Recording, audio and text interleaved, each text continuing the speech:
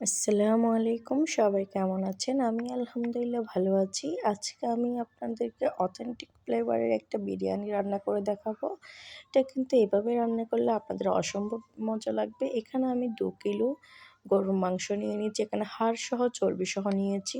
চেষ্টা করবেন হাড় চর্বিসহ নেওয়ার জন্য। এখানে আমি ১ বাটি পেঁয়াজ বাটা দিয়ে দিলাম।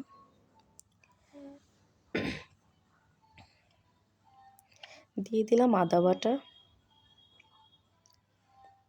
দিয়ে দিলাম রসুন বাটা।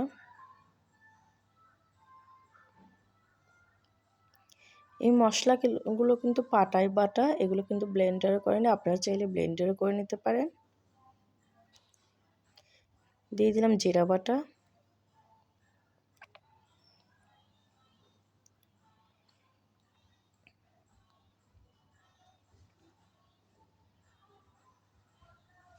দিয়ে দিলাম স্বাদ মতো লবণ। আমি লবণটা প্রথমেই দিয়ে দিই। লবণটা আপনারা একটু বুঝে শুনে দিবেন, অনেকের লবণটা বেশি পড়ে যায়।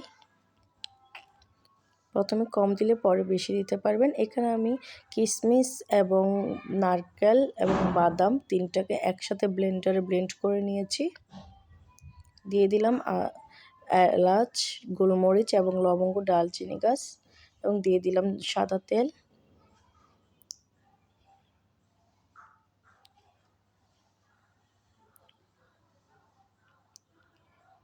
দিয়ে দিলাম কিছুটা পরিমাণে চিনি। এবার দিয়ে দিলাম সরিষার তেল। সরিষার তেলটা অবশ্যই দেওয়ার চেষ্টা করবেন। এবার দিয়ে দিলাম প্যাকেট মশলা, এটা বিরিয়ানি মশলাটা।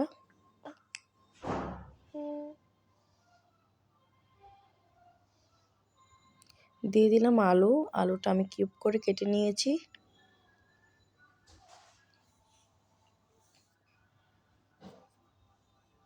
এবার আমি সবগুলো উপকরণ একসাথে মাখিয়ে নিব। এটা ভালোভাবে মেখে নিব।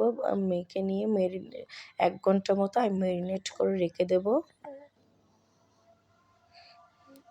এতে মশলাগুলো সবগুলো মাংসের সাথে ঢুকে যাবে।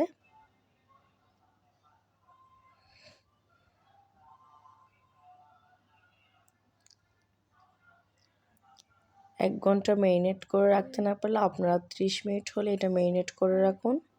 এতে দেখবেন যে এটা ফ্লেভারটা অন্যরকম একটা ফ্লেভার আসবে।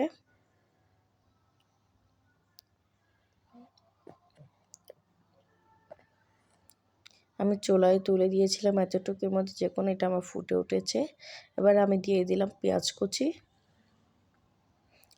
একটা জিনিস খেয়াল করবেন, আমি কিন্তু পেঁয়াজ কুচিটা প্রথমে দিইনি, এটা আমি মাঝে মাঝে দিয়েছি। তখন এটা একটু গরম হয়ে এসেছে তখন দিয়েছি। দিয়ে দিলাম টমেটো। দিয়ে দিলাম কয়েকটা কাঁচামরিচ। আমি কাঁচামরিচটা বেশি দিলাম না, না হলে ঝালটা বেরিয়ে আসবে। এটা আমি গোটা গোটাই দিয়ে দিলাম। এবার ঢাকনা দিয়ে বসিয়ে দিলাম। এটা আমার প্রায় ২০ মিনিট মতো আমি এটা কষে নিয়েছি। আমি চুলার আঁচটা একদম কমিয়ে দিয়েছি, না হলে নিচ দিয়ে লেগে যাবে। যখন এরকম একদম মশলাটা একদম যখন কষানো হয়ে যাবে, তখন আমি এখানে তেঁতুল নিয়েছি। অবশ্যই তেঁতুলের এইটা কাঠটা দেওয়ার চেষ্টা করবেন। আমি কিছুটা পানি দিয়ে এটা আমি ভিজিয়ে নিয়েছি। এই তেঁতুল পানিটা আমি দিয়ে দিয়েছিলাম সামান্য। তেঁতুলটা এতে অনেকে আছে ভাত খাওয়ার পরে যখন তেঁতুলটা দিবেন আর ভাতটা খেতে ভালো লাগবে, এবং তেঁতুলের কারণে এটা তেল এবং ঘিয়ের এটা মুখের মধ্যে লেগে আসবে না।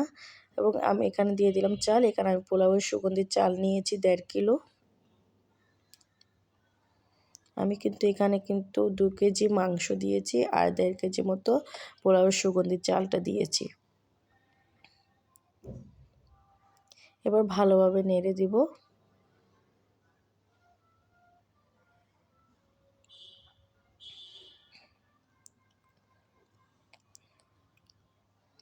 দেখুন এখনই কালারটা অনেক বেশি সুন্দর লাগছে। এখানে কিন্তু আমি কোনো লাল মরিচ ব্যবহার করিনি এবং হলুদের গুঁড়াও ব্যবহার করিনি। আমি প্যাকেট মশলাটা দিয়েছি। এবার দিয়ে দিলাম গরম পানি। অবশ্যই গরম পানিটা দেওয়ার চেষ্টা করবেন। গরম পানিটা দিয়ে আমি ভালোভাবে নেড়ে দিলাম।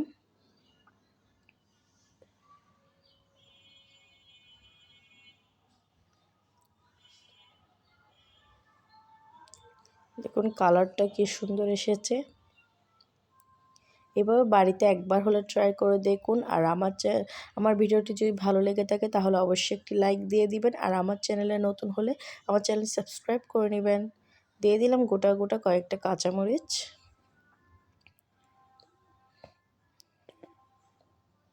এটা ফ্লেভারের জন্য আমি এখানে ভেঙে দিইনি।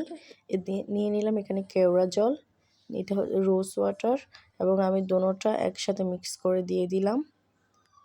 বেশি দিতে যাবেন না, বেশি দিলে কিন্তু এতে তেতো হয়ে যাবে। আমি যে ঢাকনাটা আছে ওই ঢাকনা পরিমাণই দিয়ে দিলাম। এখানে নিয়েছি 2 চামচ গুঁড়া দুধ আর নিয়ে নিলাম 2 চামচ ঘি দিয়ে এখানে আমি ভালোভাবে মিশিয়ে নিলাম এবং সেটা আমি দিয়ে দিব।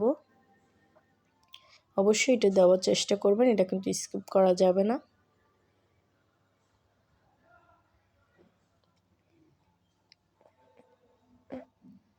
এবার আমি ঢাকনাটা দিয়ে বসিয়ে দিব, চুলার আঁচটা কমিয়ে। আমার বিরিয়ানিটা হয়ে গেল। দেখুন মাশাআল্লাহ মাশাআল্লাহ মাশাআল্লাহ, এটা অনেক বেশি সুন্দর হয়েছে। এটা দেখতে যেমন সুন্দর হয়েছে, এটা খেতেও কিন্তু অসাধারণ হয়েছে। আপনারা বাড়িতে একবার হলে ট্রাই করে দেখুন।